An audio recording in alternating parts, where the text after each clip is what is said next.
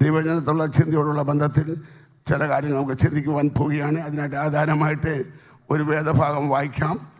1 കൊരിന്ത്യർ 7-15 വാക്യം വായിക്കാം. ആർക്കെങ്കിലും ശബ്ദം ഉയർത്തി വായിച്ച് സഹായിച്ചാൽ ഉപകാരമായിരിക്കും. 1 കൊരിന്ത്യർ 7-15 വാക്യം. 1 കൊരിന്ത്യർ 7-15. ദൈവം നമ്മെ വിളിച്ചിരിക്കുന്നു. ഇന്ന് ഞാൻ നിങ്ങളോട് സംസാരിപ്പാൻ പോകുന്നത് വിഷയം ദൈവം നമ്മെ വിളിക്കുന്നു. ഇവിടെ വായിക്കുന്നത് സമാധാനത്തിൽ ജീവിപ്പാൻ ദൈവം നമ്മെ വിളിച്ചിരിക്കുന്നു. സമാധാനമില്ലാത്ത ഒരു ലോകത്തിലാണ് നാം വന്നിരിക്കുന്നത്. എന്നാൽ നമുക്ക് കർത്താവിങ്കൽ മാത്രമാണ് സമാധാനം ലഭിക്കാനായിട്ട് കഴിയുന്നത്.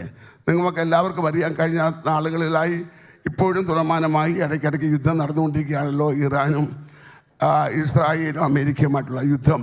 അതുപോലെ ലോകം എവിടെ നോക്കിയാലും വലിയ യുദ്ധവും ക്ഷാമവും ഭൂകമ്പവും ഒക്കെ നടന്നുകൊണ്ടിരിക്കുകയാണ്. സമാധാനം കലാപങ്ങളൊക്കെ നടന്നുകൊണ്ടിരിക്കുകയാണ്. അങ്ങനെ സമാധാനമില്ലാത്ത ഈ ലോകത്തിൽ നമുക്ക് സമാധാനം തരുവാനായിട്ട് നമ്മുടെ കർത്താവ് മാത്രമാണ്. അവൻ നമ്മെ വിളിച്ചിരിക്കുന്നത് എന്തിനാണെന്നറിയാമോ? സമാധാനത്തിൽ നമ്മെ വിളിച്ചിരിക്കുകയാണ്. അവനടുക്കൽ വരുന്ന ഏതൊരു വ്യക്തിക്കും യഥാർത്ഥമായ സമാധാനം ലഭിക്കാനായിട്ട് കഴിയും. ദൈവത്തിന് സ്തോത്രം ഉണ്ടാകട്ടെ. സമാധാനത്തിനായി ഞാൻ നിങ്ങളെ വിളിച്ചിരിക്കുന്നു. രണ്ടാമത് നമ്മൾ വായിക്കുകയാണെങ്കിൽ കൂട്ടായ്മയിലേക്ക് നമ്മെ വിളിച്ചിരിക്കുന്നു. നമ്മൾ അന്ധകാരത്തിൽ നിന്നും അത്ഭുത പ്രകാശത്തിലേക്ക് ദൈവം നമ്മെ നടത്തുവാനായിട്ട് ഇടയായി. അവൻ നമ്മെ ഈ വലിയ അത്ഭുത പ്രകാശത്തിലേക്ക് കൊണ്ടുവന്നേ, കൂട്ടായ്മയിലേക്ക് കൊണ്ടുവന്ന് നമ്മൾ ഏകരായിരിക്കുവാനായിട്ടല്ല, കൂട്ടമായി കൂടിയിരുന്ന് ആരാധിക്കുവാൻ. അതുകൊണ്ടാണല്ലോ ഞായറാഴ്ച ആ ദിവസങ്ങളിൽ ആഴ്ചവട്ടത്തിന് 1-ാം നാളിങ്ങനെ ഒന്നിച്ചു കൂടി ദൈവത്തെ ആരാധിക്കുന്നു, കൂട്ടായ്മയിലേക്ക് ആരാധിക്കുന്നു. വീട്ടിൽ നമുക്ക് പ്രാർത്ഥിച്ചാൽ ദൈവം കേൾക്കും. എന്നാൽ 2-3 പേർ എൻ്റെ നാമത്തിൽ എവിടെ കൂടിയാലും അവരുടെ മധ്യത്തിൽ വരുന്ന കർത്താവേ, അവൻ നമ്മുടെ മധ്യത്തിൽ വരികയും നമുക്ക് വേണ്ടി പ്രവർത്തിക്കുകയും ചെയ്യുന്ന ദൈവമാണ്. എന്നാൽ വിളിച്ചിരിക്കുന്ന ആ വിശുദ്ധന്മാർ ഒന്നിച്ച് ചേർന്ന് കൂട്ടായ്മയെ ആചരിക്കുക എന്ന് പറഞ്ഞാൽ ആ കൂട്ടായ്മയിലേക്ക് നമ്മെ വിളിച്ച്, ആ കൂട്ടായ്മയിലാണ് നമുക്ക് യഥാർത്ഥമായ ശക്തിയും അനുഗ്രഹവും ആരോഗ്യവും നമുക്ക് പ്രാപിപ്പാനായിട്ട് കഴിയും. നാം ദൈവജനത്തെ വായിക്കുന്നു, 100 ആടുകൾ ഉണ്ടായിരിക്കുന്നതിൽ 1 നഷ്ടപ്പെട്ടു പോയപ്പോൾ ആ 99നെയും വിട്ടിട്ട് 1നെ അന്വേഷിച്ച് പോയ നല്ലൊരു ഇടയനെക്കുറിച്ച് വായിക്കുവാനിടയാകുന്നു. നല്ല ഇടയനായ ക്രിസ്തു നഷ്ടപ്പെട്ടു പോയ ആടുകളെ കണ്ടുകിട്ടുവോളം അത് അന്വേഷിക്കുകയും അതിനെ കൊണ്ടുവന്ന് ആ കൂട്ടായ്മയിൽ കൊണ്ടുവരുമ്പോൾ എത്ര സന്തോഷമാണ്. നമ്മുടെ കൂട്ടായ്മകളിൽ ദൈവത്തിൻ്റെ വലിയ സന്തോഷം ഉളവാകുന്നതിനായി സ്തോത്രം ചെയ്യുന്നു. മത്തായി സുവിശേഷം 26-ാം 40-41 വാക്യങ്ങളിൽ നാം വായിക്കുമ്പോൾ പ്രാർത്ഥനയ്ക്കായി നമ്മെ വിളിച്ചിരിക്കുന്നു. ശിഷ്യന്മാരോട് പറഞ്ഞു, ഉണർന്ന് പ്രാർത്ഥിക്കുവാൻ പറഞ്ഞപ്പോൾ അവർ കിടന്ന് അവർ മയങ്ങുകയാണ്, ഉറങ്ങുകയാണ്. എന്നാൽ അവരെ തട്ടി ഉണർത്തി പരീക്ഷയിൽ അകപ്പെടാതിരിപ്പാൻ ഉണർന്ന് പ്രാർത്ഥിക്കുക. പ്രിയപ്പെട്ടവരെ, നമ്മുടെ ജീവിതത്തിൽ വലിയ പരീക്ഷകൾ വരുവാനുള്ള അവസരങ്ങൾ ഉണ്ടാകാം. എന്നാൽ പരീക്ഷയിൽ രക്ഷപ്പെടുവാനായിട്ടുള്ള ഒരൊറ്റ മാർഗം എന്ന് പറഞ്ഞാൽ അത് പ്രാർത്ഥനയാലാണ്. പ്രാർത്ഥിക്കുന്ന വ്യക്തികൾക്ക് യഥാർത്ഥമായ വിടുതൽ പ്രാപിപ്പാൻ കഴിയും. പ്രാർത്ഥനയ്ക്ക് ദൈവം അത്ഭുതമേറിയ വഴികളെ തുറക്കും. പ്രാർത്ഥനയിൽ പ്രവർത്തിക്കുന്ന ദൈവം പ്രാർത്ഥിച്ചാൽ എല്ലാ പരീക്ഷകൾക്ക് നിന്നും പരിഹാരമുണ്ടായി അവൻ അനുഗ്രഹത്തിന്മേൽ പ്രാപിപ്പാനായിട്ട് കഴിയും. നമ്മളെ 1 പത്രോസിനെ 3-ാം അധ്യായം 9-ാം വാക്യത്തിൽ വായിക്കുന്നത് അനുഗ്രഹത്തിനായി വിളിച്ചിരിക്കുന്നു.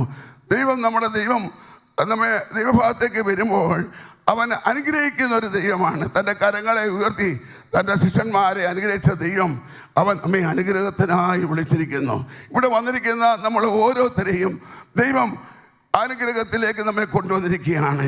ഇന്ന് നാം ഒഴിഞ്ഞവരായി ഇവിടെ വന്നിരിക്കുന്നെങ്കിൽ അവൻ നമ്മെ നിറച്ച് അനുഗ്രഹിച്ച് അമർത്തിക്കുലുക്കി കവിയുന്ന നല്ലൊരളവ് തരുന്ന ദൈവത്തിന് സ്തോത്രം. തൻ്റെ ശിഷ്യന്മാരോട് പറഞ്ഞു, നിങ്ങൾ ശക്തി ലഭിക്കുവോളം നഗരത്തിൽ കാത്തിരിക്കാൻ പറഞ്ഞു. അങ്ങനെ അവർ 120 പേര് ഏക മനസ്സോടുകൂടെ ദൈവസനെ കാത്തിരിക്കുകയാണ്.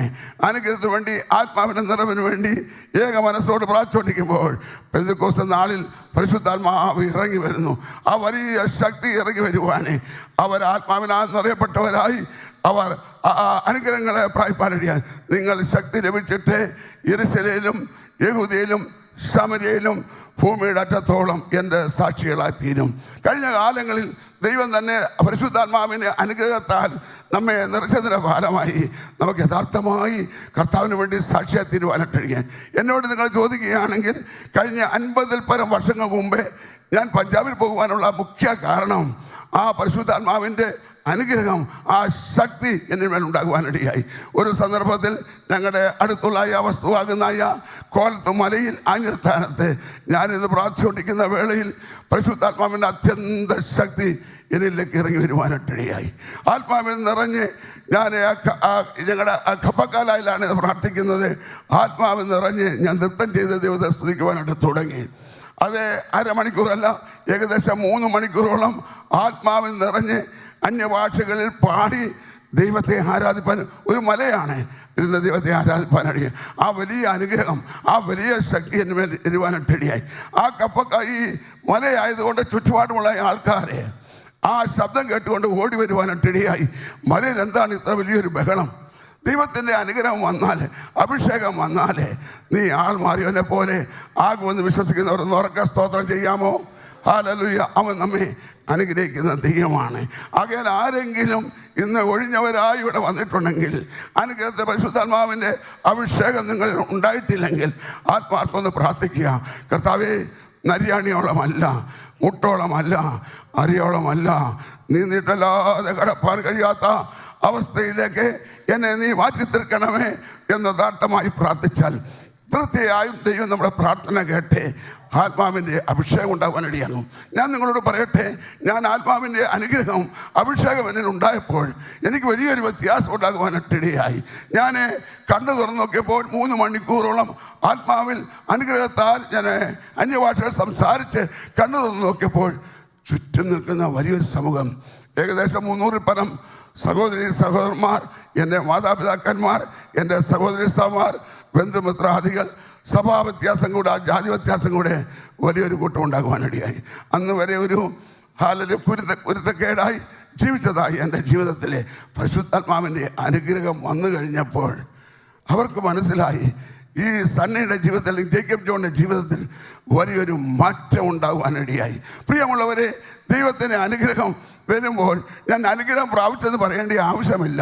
നിന്നെ കാണുന്നവർക്കറിയാം ഇവൻ അനുഗ്രഹിക്കപ്പെട്ടവനാണ്. ദൈവം നമ്മെ പരിശുദ്ധാത്മാവിനാൽ അനുഗ്രഹിച്ച് നമ്മുടെ കരങ്ങൾ ഉയർത്തി ഒന്ന് ഉറക്കെ സ്തോത്രം ചെയ്യാമോ? അവൻ നമ്മെ അനുഗ്രഹിക്കുന്ന ദൈവമാണ്. ഇന്ന് യഥാർത്ഥമായി നാം കണ്ണുനീരോടെ നിലവിളിയോടെ ദൈവസന്നിധിയിൽ പ്രാർത്ഥിക്കാം. കർത്താവേ, നിന്റെ പരിശുദ്ധാത്മാവിൻ്റെ അഭിഷേകം എന്നിന്മേൽ തരണമേ. ഞാൻ പറയട്ടെ, അത് കഴിഞ്ഞ് ഞാൻ ഈ അനുഗ്രഹം എന്നിന്മേൽ വന്നു കഴിഞ്ഞപ്പോൾ നിങ്ങൾ ശക്തി ലഭിച്ചിട്ട് യെരൂശലേമിലും യഹൂദയിലും ശമര്യയിലും ഭൂമിയുടെ അറ്റത്തോളം എൻ്റെ സാക്ഷികളായി തരും. അങ്ങനെ ഞാൻ ആത്മാഭിഷേകം പ്രാപിച്ച് എൻ്റെ മാതൃസഭയാകുന്ന IPC ആഞ്ചിത്താലത്ത് ചെന്നപ്പോൾ കുറച്ച് യുവതിവക്കന്മാർ പ്രാർത്ഥിക്കുകയാണ്. ഞാൻ ചെന്നപ്പോൾ എന്നിന്മേൽ പകർന്ന പരിശുദ്ധാത്മാവിൻ്റെ അഭിഷേകം അവരിലേക്കൊക്കെ പകരുന്ന കാഴ്ചകൾ വേണ്ടി അവിടെ നിന്ന് പ്രാർത്ഥിക്കുന്ന യുവതിവക്കന്മാർ ഒരാളെ ആത്മാവിനെ നിറച്ചാൽ ആ ആത്മാവിൻ്റെ അഭിഷേകം അത് മറ്റൊരുവരേക്കും പകരുവാൻ കഴിയുമെന്ന് വിശ്വസിക്കുന്നവർ ഒന്ന് ഉറക്കെ സ്തോത്രം ചെയ്യാമോ? ദൈവത്തിൻ്റെ സ്തോത്രം. ഞാൻ നോക്കുമ്പോൾ അവിടെ ഇരിക്കുന്ന യുവതിവക്കന്മാർ ആത്മാവിൽ നിറഞ്ഞ് ആ അഭിഷേകം ഉണ്ടാകുന്ന കാഴ്ചയാണ്. ആ കാലങ്ങളിൽ പാസ്റ്റർ TC ജോർജാണ് അവരാണ്. പാസ്റ്റർ TC ജോർജും ഞങ്ങളുടെ അദ്ദേഹത്തിൻ്റെ ഭാര്യയുമാണ് പെരുമട്ടിയിൽ ഞങ്ങളുടെ സഭയിൽ ശുശ്രൂഷകനായിരിക്കുന്നത്. അന്നത്തെ പ്രാർത്ഥന, കർത്താവേ, ഞങ്ങളുടെ സഭയിൽ ഉണർവയ്ക്കണമേ. ഏകദേശം 76-ൽ പരം ആൾക്കാർ ആ ദിവസങ്ങളിൽ രക്ഷിക്കപ്പെട്ട് സ്നാനപ്പെടുവാനായിട്ടിടയായി. നീ യഥാർത്ഥമായി നിന്റെ മേൽ അനുഗ്രഹം വന്നാൽ തീർച്ചയായും നീ മാത്രമല്ല അനേകർ അനുഗ്രഹിക്കപ്പെടുമെന്ന് വിശ്വസിക്കുന്നവർ ഒന്ന് ഉറക്കെ സ്തോത്രം ചെയ്താട്ടെ. അവൻ നമ്മെ അനുഗ്രഹിക്കുന്ന ദൈവമാണ്. അവൻ നമ്മെ നിറയ്ക്കുന്ന ദൈവമാണ്. അമർത്തി കുലുക്കി കവിയുന്ന നല്ലൊരു അളവ് തരുന്ന ദൈവം. ആ കാലങ്ങളിൽ ഞാൻ ബൈബിൾ സ്കൂളിൽ പോലും പോയിട്ടില്ല. നെല്ലിക്കമണ്ണ് IPC സഭയിലെ, മേൽപ്പാടം സഭയിലെ അനേക സഭകളിൽ പോയി പ്രാർത്ഥനകൾ നടത്തുവാനിട്ടിടയായി. ഒന്നും അറിയത്തില്ല. കയറി നിന്ന് സ്തോത്രം പറയുമ്പോൾ പരിശുദ്ധാത്മാവിൻ്റെ വ്യാപാരം ഉണ്ടാകുവാൻ പരിശുദ്ധാത്മാവിൻ്റെ അഭിഷേകമുണ്ട്. ജ്ഞാനത്തിൻ്റെ ശക്തിയാലല്ല, പ്രസംഗത്തിൻ്റെ പോഷത്താൽ പ്രവർത്തിക്കുന്ന ദൈവത്തായി ഒന്ന് ഉറക്കെ സ്തോത്രം ചെയ്യാമോ?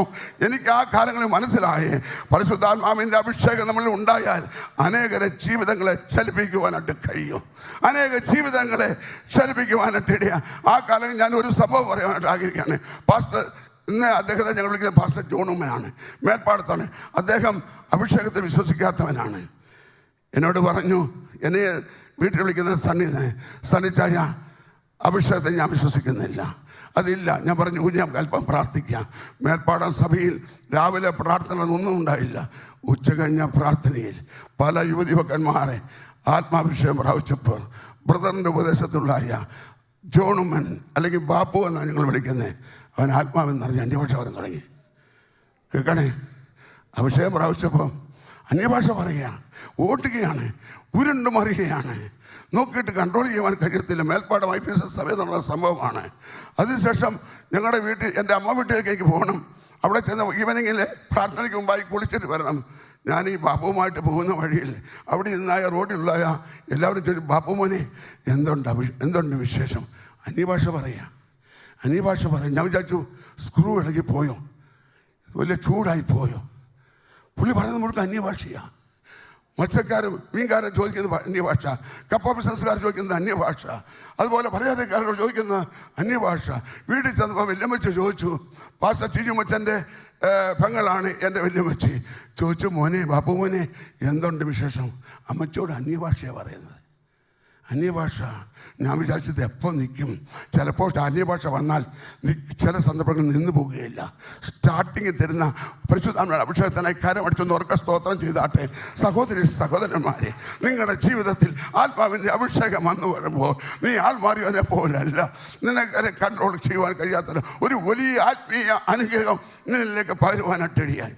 ആ സഹോദരനാണ് ഇന്ന് ചാണ്ടിഗറിൽ അതിശക്തമായ പ്രവർത്തനം പാസ്റ്റർ ജോണുമ്മൻ്റെ നേതൃത്വത്തിൽ നടക്കുന്നത്. ദൈവത്തിന് സ്തോത്രം.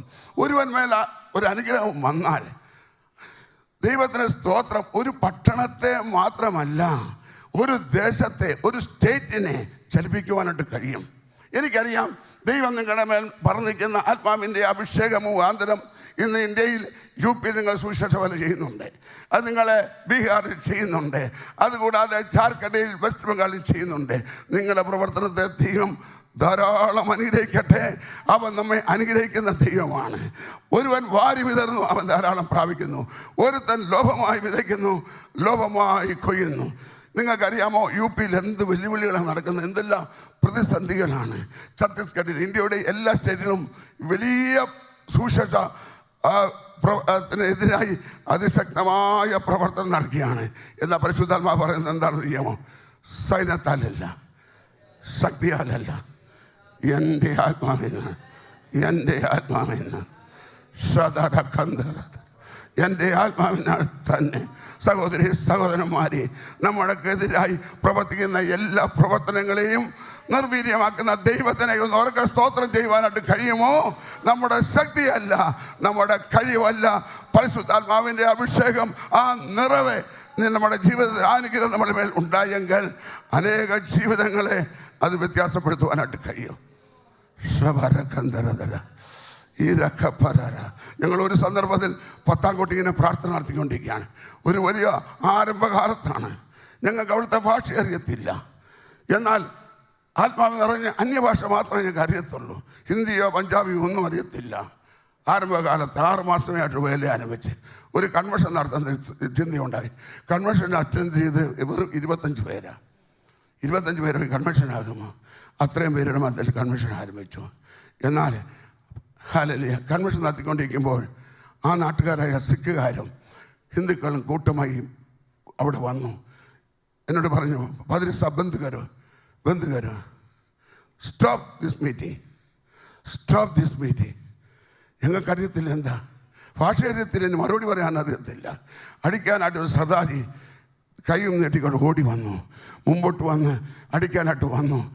എന്നോട് പറഞ്ഞു, ബന്ദ് കരോ, നിർത്തുമെന്ന് പറഞ്ഞു. നിങ്ങൾ ആത്മാവിൽ നിറഞ്ഞ്, ഞാൻ ഒരിടത്ത് നിന്ന് ആത്മാവിൽ അന്യഭാഷ പറയുന്നു. വേറെ 2 സഹോദരന്മാർ ഇടത്തും വലത്തുനിന്ന് ആത്മാവിൽ നിറഞ്ഞ് അയാളുടെ അടുക്ക വന്നു. ആ മനുഷ്യൻ, കോപിഷ്ഠനായ സിഖുകാരൻ, തൻ്റെ വസ്ത്രം വലിച്ചു കയറി, തലപ്പാവ് വലിച്ചെറിഞ്ഞു, തല മുടി ഇങ്ങനെ ഇട്ട് കറക്കാൻ തുടങ്ങി. കണ്ടവർ അവരോട് വന്നവരെ അടിക്കാൻ വന്നവർ, കുറുവടിയും പിച്ചാത്തിയുമായിട്ട് വന്നവരെല്ലാവരും അവിടെ കുറുവടി വെച്ചു. പരിശുദ്ധാത്മാവിൻ്റെ മുമ്പിൽ, നിന്റെ മേൽ പകർന്നിരിക്കുന്ന ആത്മാവിൻ്റെ ശക്തി അഭിഷേകത്തിന് മുമ്പിൽ ഒരു വ്യക്തിക്ക് നിൽക്കുവാൻ കഴിയണമെന്ന് വിശ്വസിക്കുന്നവരെന്ന് ഉറക്ക സ്തോത്രം ചെയ്താട്ടെ. ഇന്ന് 50 വർഷത്തിന് മുമ്പെയാണ് ആ സംഭവം അവിടെ നിർത്തിയത്. എന്നോട് പറഞ്ഞു, മദ്രാസി ബാബാ, മദ്രാസി നീ പുറത്ത് പോകുക എന്ന് പറഞ്ഞു. എന്നാൽ മദ്രാസി പോയില്ല. അടിക്കാൻ വന്നവൻ ഈ ലോകത്തോട് യാത്ര പറഞ്ഞു. കൂടെ വന്നവരെല്ലാം യാത്ര പറഞ്ഞു. എന്നാൽ അതിനകത്ത് ഒരു രാംജി ശർമ്മ ഉണ്ടായിരുന്നു, ബ്രാഹ്മണനായിരുന്നു, ITI ജോലി ഉണ്ടായിരുന്നു. അന്ന് രാത്രിയിൽ യേശുവിൻ്റെ പാർക്കൽ വീണ് സ്വന്തം രക്ഷ സ്വീകരിപ്പാൻ അദ്ദേഹത്തെ സ്നാനപ്പെടുത്തുവാനിട്ടിടയായി. ദൈവപ്രവൃത്തികൾക്കായി, ദൈവം നിന്നെ പകരുന്ന അനുഗ്രഹങ്ങൾക്കായി കരമൊഴിച്ചൊന്ന് ഓർക്ക സ്തോത്രം ചെയ്യാമോ? ദൈവത്തിൻ്റെ അനുഗ്രഹം തീർച്ചയായും നമ്മളെ ദൈവം അനുഗ്രഹിക്കുന്ന ദൈവമാണ്. ആ അനുഗ്രഹത്തിൽ നമുക്ക് മുന്നേറുവാൻ ദൈവം നമുക്ക് ബലം നൽകുമാറാകട്ടെ. യെരമ്യാ പ്രവചനം 33-ാം അധ്യായം 6-ാം വാക്യത്തിൽ വായിക്കുന്നു, ആരോഗ്യത്തിനായി വിളിച്ചിരിക്കുന്നു. ഇന്ന് ആരെങ്കിലും രോഗികളായിട്ട് നമ്മുടെ ശരീരവുമായി പല ക്ലേശങ്ങൾ ഇവിടെ ഉള്ളവർ വന്നേക്കാം, പലവിധമായ രോഗമുള്ളവരായിട്ട് വന്നേക്കാം. എന്നാൽ ബലമില്ലാത്തവരായി വരുന്നവർക്ക് ആരോഗ്യം നൽകുന്ന ദൈവം, ശക്തി നൽകുന്ന ദൈവം, ബലമില്ലാത്തവർക്ക് ബലം നൽകുന്ന ദൈവം, ശക്തിയില്ലാത്തവർക്ക് ശക്തി നൽകുന്ന ദൈവം. ഹല്ലേലൂയ. ഇന്ന് നിന്നെ ബലഹീനത മാറി ഞാൻ നിന്നെ സൗഖ്യമാക്കുന്ന ദൈവം, രോഗശാന്തിയും ആരോഗ്യം വരുത്തുന്ന ദൈവം, ആരോഗ്യവും രോഗശാന്തി വരുത്തുന്ന ദൈവം, ബലമില്ലാത്തവർക്ക് ബലം നൽകുന്ന ദൈവം. ഞാൻ എൻ്റെ ശിശുക്കളെ കണ്ടിട്ടുണ്ട്. ഹല്ലേലൂയ. കൈ ഉണങ്ങിയിരിക്കുന്നവരെ, ശുഷ്കിച്ചവരെ, കാല് ശുഷ്കിച്ചവരെ, ആമേൻ, ബലമില്ലാത്തവർ, മുടന്തർ, ചെകിടർ, അവരുമേൽ പ്രവർത്തിക്കുന്ന ഒരു ദൈവം. ഹല്ലേലൂയ. പരിശുദ്ധാത്മാവിൻ്റെ ഞാൻ കഴിഞ്ഞ ദിവസങ്ങളിൽ ചിലടത്ത് പറയാനായിട്ട് T.L. ഓസ്ബോൺ പറഞ്ഞ ഒരു ദൈവഭക്തൻ, ദീർഘവർഷങ്ങൾക്ക് മുമ്പേ ഇവിടിക്കുന്ന കർത്തദാസന്മാർക്ക് പലർക്കറിയാം, കർത്തദാസന്മാർക്കറിയാം. അദ്ദേഹം ലക്നൗ, UP ലക്നൗ എന്ന പട്ടണത്തിൽ വന്നു. അദ്ദേഹം സുവിശേഷം പ്രസംഗിച്ചു. 11 വർഷം പ്രസംഗിച്ചു. ഒറ്റ ആത്മാക്കൾ വന്നില്ല. സായിപ്പ് എവിടുന്ന് വന്നിരിക്കുക, ടുൾസായിൽ നിന്ന് വന്നിരിക്കുക, ഒരാത്മാവ് മുമ്പോട്ട് വന്നില്ല. മിഷൻ അദ്ദേഹത്തെ തിരികെ വിളിച്ചു. T.L. Osborne come back. അദ്ദേഹം മടങ്ങിപ്പോയി. എന്നാൽ ഞാൻ നിങ്ങളോട് പോട്ടെ, അദ്ദേഹത്തിന് അറിയത്തില്ല എന്ത് ചെയ്യണമെന്ന്. അദ്ദേഹം തൻ്റെ പ്രസിഡൻറ്റിനെയും സെക്രട്ടറിയും മിഷൻ്റെ സെക്രട്ടറിയും കാണുന്നതിന് മുമ്പേ തീരുമാനിച്ചു, താൻ തൻ്റെ ഭാര്യയും തീരുമാനിച്ചു, നമ്മൾ 11 വർഷം പ്രവർത്തിച്ചു. നമുക്ക് എന്തോ റിപ്പോർട്ട് ഒരാത്മാവ് നേടിയില്ല. നമുക്ക് പ്രാർത്ഥിക്കാൻ മുട്ടുമടക്കി പ്രാർത്ഥിച്ചു. അവർക്ക് അതുവരെ ഉണ്ടാകാത്ത ആത്മാവിൻ്റെ അഭിഷേകം, അനുഗ്രഹം, ശക്തി അവരുടെ മേൽ പകർന്നു. അവരുടെ മേൽ ആത്മാവിൻ്റെ ശക്തി വന്നപ്പോൾ T.L. ഓസ്ബോണിനോട് ദൈവത്തിൻ്റെ ആത്മാവ് സംസാരിക്കാൻ തുടങ്ങി. നമ്മുടെ ദൈവം നമ്മളോട് സംസാരിക്കുന്ന ദൈവം, നമ്മളോട് വിളിക്കുന്ന ദൈവമാണ്. ദൈവം T.L. ഓസ്ബോണിനോട് പറഞ്ഞു, ഗോ ബാക്ക് ലക്നൗ. അദ്ദേഹം പറയും, കർത്താവേ ഞാൻ പോവുകയല്ല, ആ നാട്ടുകാർ എന്നെ ഇത് സ്വീകരിച്ചില്ല, ഒറ്റ കുഞ്ഞുങ്ങളെ എന്നെ സ്വീകരിക്കത്തില്ല, ഞാൻ ഇനി പോവുകയെന്ന് പറഞ്ഞു. കർത്താവ് പറഞ്ഞു, മകനെ ഞാൻ അതിനോട് പോകാമെന്ന് പറഞ്ഞു. ദൈവത്തെ അനുസരിച്ചുകൊണ്ട് അദ്ദേഹം മടങ്ങി വന്നു.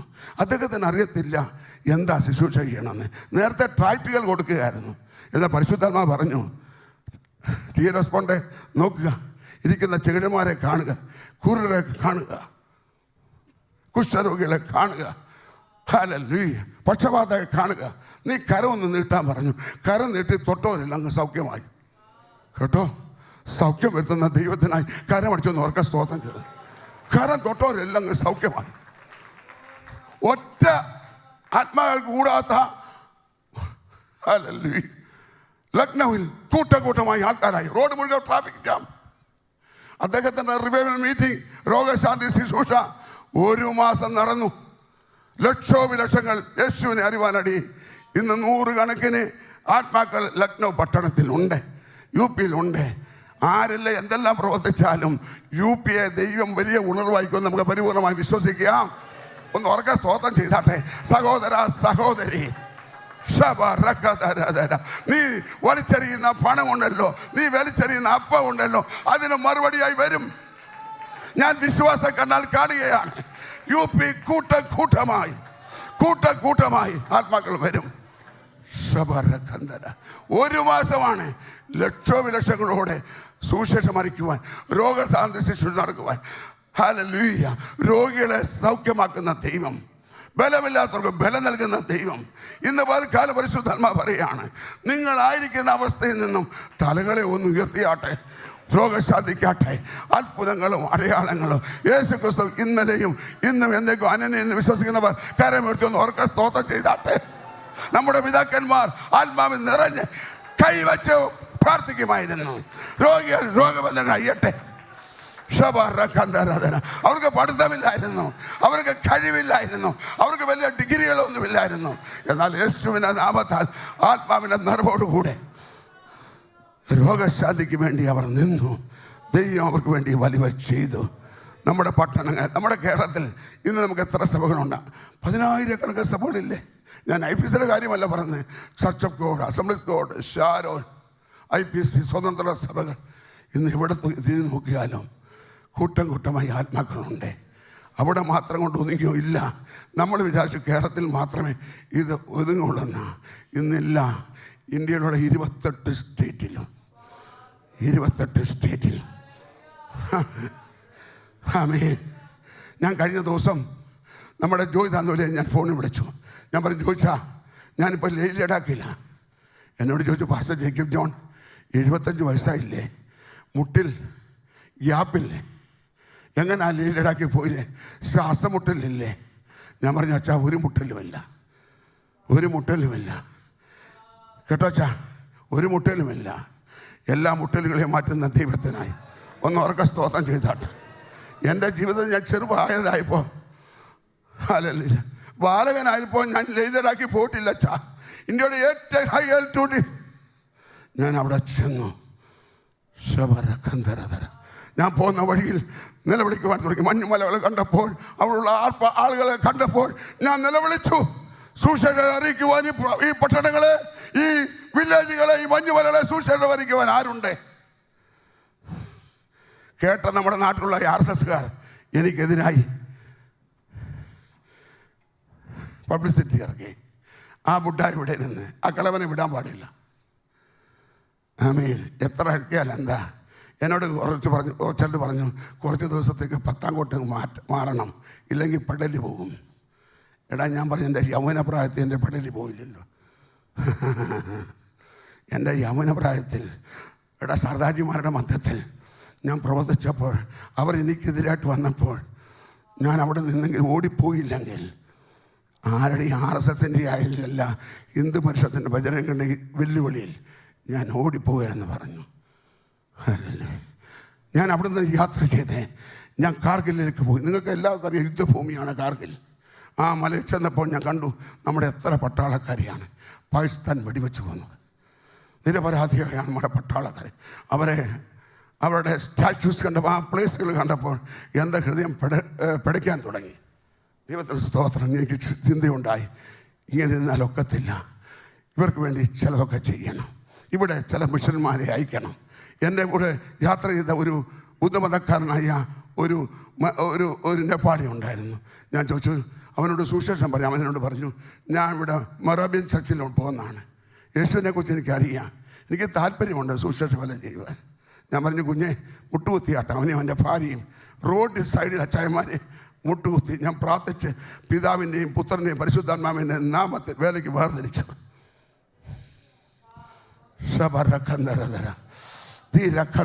ദൈവം നിന്നെ അഭിഷേകം ചെയ്ത് വിശ്വസിക്കുന്ന ഓർക്ക സ്തോത്രം ചെയ്താട്ടെ. എനിക്ക് ഒരിടത്തുനിന്ന് ഓർഡർ കിട്ടിയില്ല, മേളിൽ നിന്നുള്ള ഓർഡർ വന്നു. മേളിൽ നിന്നുള്ള ഓർഡർ വന്നു. ഇവനെ വേർതിരിക്കാൻ എന്നോട് ആരോടും ചോദിച്ചില്ല, ഹെഡ് ക്വാർട്ടറിൽ ചോദിച്ചില്ല, ആരോടും ചോദിച്ചില്ല. പരിശുദ്ധാത്മാവ് എന്നോട് പറഞ്ഞു, അവനെ വേർതിരിക്കുക. അവൻ നമുക്ക് വേണ്ടി കരുതുന്ന ദൈവം. ഹല്ലേലൂയ. സൗഖ്യമില്ലാത്തവർക്ക്, ആരോഗ്യമില്ലാത്തവർക്ക് ആരോഗ്യം നൽകുന്ന ദൈവം. സുവിശേഷം അടുത്ത നമ്മൾ വായിക്കുന്നത് 1-9-16 വായിക്കുന്നു. സുവിശേഷത്തെ നായുള്ള വിളി, സുവിശേഷം അറിയിക്കുവാനുള്ള വിളി.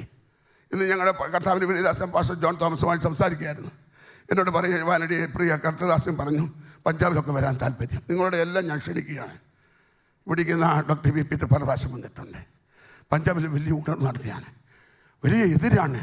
28 സ്റ്റേറ്റിനും വലിയ എതിരുകളുണ്ടെങ്കിലും ഹല്ലേലൂയ, അതിൻ്റെ മധ്യത്തിൽ ദൈവം വലിയ പ്രവൃത്തികളാണ് ഇപ്പോൾ പഞ്ചാബിൽ ചെയ്യുന്നത്. നിങ്ങൾക്കറിയാമോ, കൂട്ടം കൂട്ടമായി സിഖുകാരും ഹല്ലേലൂയ ഹിന്ദുക്കളും കൂട്ടം കൂട്ടമായി വന്നുകൊണ്ടിരിക്കുകയാണ്. ഇപ്പോൾ അവിടെ മധ്യത്തിൽ ഞങ്ങളെക്കാട്ടി വലുത് ആ ലോക്കൽ ഭാഷക്കാരായ സിഖുകാരും ഹിന്ദുക്കളും സുവിശേഷം അറിയിക്കുക. കേൾക്കണേ, അവരുടെ കൂട്ടായ്മയിൽ ലക്ഷങ്ങളുണ്ടച്ചാ, നിങ്ങൾ വന്നാൽ കാണിക്കാം. വിശ്വസിക്കുന്നവരൊന്ന് ഉറക്ക സ്തോത്രം ചെയ്താട്ടെ, ശക്തിയോടൊന്ന് ഉറക്ക സ്തോത്രം ചെയ്താട്ടെ, ശക്തിയോടൊന്ന് ഉറക്ക സ്തോത്രം ചെയ്തേ. ഈ സഭയിലുള്ള എല്ലാ വിശുദ്ധന്മാരോടും എനിക്ക് പറയുവാനായിട്ടുള്ളത്, നിങ്ങൾ അനേക കാര്യങ്ങൾ ചെയ്യുന്നു. നിങ്ങളെ ഞാൻ പഞ്ചാബിലേക്ക് ക്ഷണിക്കുന്നു. അവിടേക്ക് കടന്നു വരിക. അതിശക്തമായ ഉണർവ് ദൈവം അയക്കുകയാണ്. എന്നാൽ ഇതിന് മധ്യത്തിലൊക്കെ എതിരുകളും വെല്ലുവിളികളും ഉണ്ട്. എന്നാൽ അതിന് മധ്യത്തിൽ പ്രവർത്തിക്കുന്ന ദൈവത്തിനെ ഞാൻ സ്തോത്രം ചെയ്യുകയാണ്. അവൻ നമ്മെ എന്തിനാ വിളിച്ചിരിക്കുന്ന അറിയാമോ? സുവിശേഷം അറിയിക്കുവാൻ. സുവിശേഷം അറിയിക്കുന്നില്ലെങ്കിൽ അയ്യോ ഒന്ന് പറഞ്ഞാട്ടെ, അയ്യോ എനിക്ക് കഷ്ടം. ഞാൻ ആഹാരം നേരത്തെ കഴിച്ച് നേരത്തെ കിടക്കും. 12 മുമ്പ് ഞാൻ എഴുന്നേക്കും. പലപ്പോഴും എൻ്റെ ഭാര്യ എൻ്റെ ഇവിടെ ഉണ്ടല്ലോ, എൻ്റെ ഭാര്യയ്ക്ക് അതൊക്കെ വിഷമമുണ്ട്, ബുദ്ധിമുട്ടുണ്ട്. ഞാനിന്ന് കരയാറുണ്ട്, ഞാൻ ബൈബിൾ വായിക്കാറുണ്ട്. ഞാൻ വെടിയായിരിക്കുമ്പോൾ ചിലപ്പോഴൊക്കെ മഞ്ഞുമലകളിലൊക്കെ പോകാറുണ്ട്. സുവിശേഷത്തെക്കുറിച്ചുള്ള ദാഹം. സഹോദരന്മാരെ, യഥാർത്ഥമായ ആ ഉൾക്കാഴ്ച നമ്മുടെ ജീവിതത്തിനുണ്ടെങ്കിൽ നമ്മൾ അടങ്ങിയിരിക്കത്തില്ല. സുവിശേഷം അറിയിക്കുന്നില്ലെങ്കിൽ അയ്യോ എനിക്ക് കഷ്ടം. ഇന്ന് ഞാൻ 75 വയസ്സ് കഴിഞ്ഞ് 76 നടക്കുകയാണ്. എനിക്ക് വേണമെങ്കിൽ IPC പ്രസിഡൻ്റായിരുന്നു, ശാന്തമായിട്ട് കേരളത്തിൽ എവിടെയെങ്കിലും, എൻ്റെ മകനുണ്ട് അമേരിക്കനുണ്ട്, എവിടെയെങ്കിലും പോയി ശുശ്രൂഷിക്കാമായിരുന്നു, ഇരിക്കാമായിരുന്നു, വിശ്രമിക്കാമായിരുന്നു.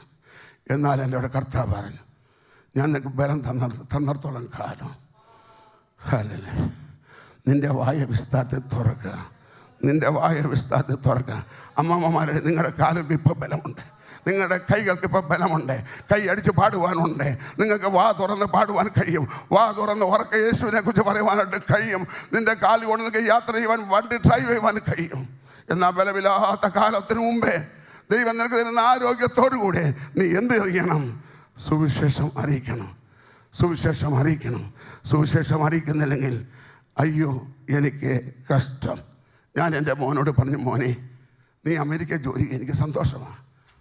നീ പലപ്പോഴൊക്കെ പണമൊക്കെ അയച്ചത് സന്തോഷമാണ്. എന്നാൽ നിൻ്റെ അപ്പനെ ലേ ലഡാക്കിൽ അല്ലെങ്കിൽ കാർഗിൽ പോയി ഒരു ശുശ്രൂഷ ചെയ്യാൻ എനിക്ക് താല്പര്യമുണ്ടായിരുന്നു. എൻ്റെ പ്രായം കൊണ്ട് എനിക്ക് കഴിയുന്നില്ല. നീ അവിടെ പോകണം. ഞാൻ അതിനുവേണ്ടി പ്രാർത്ഥിച്ചുകൊണ്ടിരിക്കുക. ആരും മിഷന്മാരില്ലാത്ത ഓരോരുത്തരും ആരെയും അയക്കാത്ത സ്ഥലങ്ങളിൽ, ഇനിയും സുവിശേഷം കേൾക്കാത്ത എൻ്റെ ചയന്മാർ എത്ര, എൻ്റെ അമ്മമ്മമാർ എത്ര പട്ടണങ്ങൾ, എത്ര ഗ്രാമങ്ങളുണ്ടെന്ന് അറിയാമോ? നമ്മുടെ ഈ സുവിശേഷം അറിയിക്കുവാൻ നാം ബന്ധപ്പെട്ടവരാണ്. അതുകൊണ്ട് കർത്താവ് നമ്മെ വിളിച്ചിരിക്കുകയാണ്. നമ്മൾ പലപ്പോഴും പറയാറുണ്ട്, കർത്താവേ ഞാൻ പ്രായമായി പോയി, ഞാൻ വാർദ്ധക്യത്തിലായിരിക്കുന്നു. യോശുവ വാർദ്ധക്യത്തിലായി.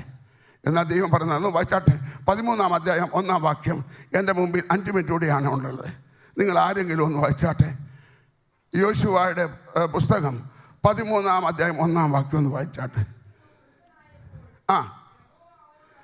വൃദ്ധനായപ്പോൾ കേൾക്കണേ, യഹോവ ആരോട് അരുളി ചെയ്തു? പറഞ്ഞാട്ടെ. യോശുവയോട് അരുളി ചെയ്തു. പറഞ്ഞാട്ടെ, വായിച്ചാട്ടെ. നീ വയസ്സ് ചെന്ന് വൃദ്ധനായിരിക്കുന്നു. എൻ്റെ അച്ഛ, ഞാനും വിചാരിച്ചു വയസ്സ് ചെന്ന് വൃദ്ധനായിരിക്കുന്നു. 60 വയസ്സാകുമ്പോൾ ചില സഭകൾ റിട്ടയർമെൻറ്റ് കൊടുക്കാറുണ്ട്. ചില സഭകൾ 65, ചില സഭകൾ 70, ചില സഭകൾ 75. വയസ്സ് ചെന്ന് എന്തായിരിക്കുന്നു? ഒന്ന് പറഞ്ഞാട്ടെ, എല്ലാവരും പറഞ്ഞാട്ടെ. വയസ്സ് ചെന്ന് വൃദ്ധനായിരിക്കുന്നു. എന്നാൽ യഹോവ പറയുന്നത് എന്താണെന്ന് വായിച്ചാട്ടെ. ഇനിയും വളരെ ദേശങ്ങൾ ഈ സഭയോട്, ഒർലാൻഡ് IPC സഭയോട് ദൈവത്തിൻ്റെ ആത്മാവിന് പറയാനുള്ളത്, ഇനിയും അനേക ദേശങ്ങൾ കൈവശമാക്കാനുണ്ട്. വിശ്വസിക്കുന്നവരൊന്ന് ഉറക്കെ സ്തോത്രം ചെയ്താട്ടെ. ഇനി അനേക ദേശങ്ങൾ കൈവശമാക്കാനുണ്ട്. ഞാൻ ചിലപ്പോൾ നോക്കാറുണ്ട്, അമേരിക്കയിൽ നിന്ന് പല മിഷണന്മാർ ഞങ്ങളുടെ ഭാഗത്ത് വരാറുണ്ട്, മലയാളികളായിട്ടുള്ളവർ. അത് ചില അപ്പച്ചന്മാരെയും അമ്മച്ചന്മാരെയും കാണുമ്പോൾ എനിക്ക് വലിയ സന്തോഷമുണ്ട്. പല സ്റ്റേറ്റിൽ നിന്ന് വരികയാണ്. ഞാൻ അവരോട് ചോദിച്ചു, അച്ഛാ യാത്ര ചെയ്യുവാൻ ചിലർ വടി പിടിച്ചാണ് വരുന്നത്. എൻ്റെ പാസ്റ്റർ എന്തോ പറയാനാ, വീട്ടിൽ നിന്ന് ഒരു സ്വസ്ഥതയുമില്ല. മിഷൻ ഗ്രൂപ്പ് പോകുമ്പോൾ അങ്ങൾക്കും തോന്നി ഒന്ന് യാത്ര ചെയ്യണം. വടി പിടിച്ചാൽ എന്താ? എന്നാൽ ദൈവത്തിൻ്റെ ആത്മാ പറയുന്നത് ഇനിയുമുണ്ട് പാസ്റ്ററെ, ഇനിയുമുണ്ട്. വിശ്വസിക്കുന്നവർ ഉറക്കെ സ്തോത്രം ചെയ്തട്ടെ. ഇനിയുമുണ്ട്, ഇനിയുമുണ്ട്, ഇനിയുമുണ്ട്. ഇന്ത്യയുടെ 28 സ്റ്റേറ്റുകൾ മാത്രമല്ല, ലോകത്തിലെ 7 ഭൂഖണ്ഡങ്ങളെ പിടിച്ചടക്കുവാൻ ദൈവം നമുക്ക് ശക്തി തന്നെന്ന് വിശ്വസിക്കുന്നവർ ഉറക്കെ സ്തോത്രം ചെയ്താട്ടെ. യോശുവ ചിന്തിച്ചു, ബസ് ബസ് ബസ് ശുശ്രൂഷ തീർന്നു, ഇനി ഞാൻ മാറിയിരിക്കുക. നോ, മാറിയിരിക്കാനൊക്കത്തില്ല കുഞ്ഞ്, മാറിയിരിക്കാനൊക്കത്തില്ല. വാർദ്ധക്യമുണ്ട്, ക്ഷീണമുണ്ട്, ബലമില്ല. നീ പറയാറുണ്ട് എനിക്ക് 60 കഴിഞ്ഞു, 65 കഴിഞ്ഞു, 70 കഴിഞ്ഞു.